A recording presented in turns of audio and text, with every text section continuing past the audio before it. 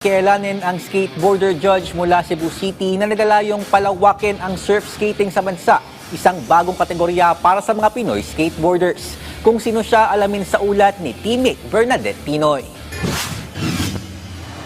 Taong 2020 nang sinubukan ni Pedro Escarda ang paglalaro ng surf skating na isang bagong kategorya ng skateboarding sa bansa. Mabilis siyang naengganyo sa nasabing sport, kaya naman nagsimula na siyang sumali sa mga skateboarding competitions hanggang sa maging hurado siya sa iba't ibang surf skate events. Sa panayam ng PTV Sports kay Pedro, ipinaliwanag din ng Tubong Cebu City ang kaibahan nito sa ibang skate class.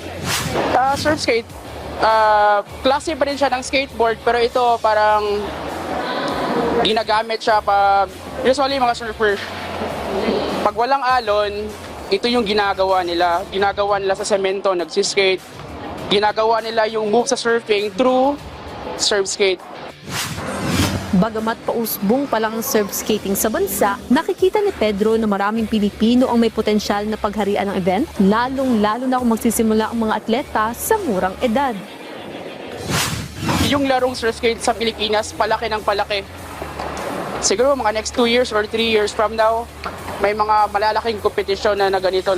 May mga bisitang mga foreigner na magpupunta sa atin para mag-compete.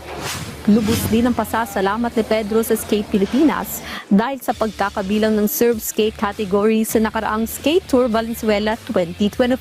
Umaasa rin siya na mas maraming skateboarders pa ang susubok at tatangkilik sa nasabing division.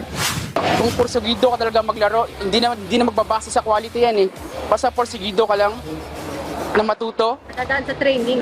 Training. Bernadette Tinoy para sa Atletang Pilipino, para sa Bagong Pilipinas.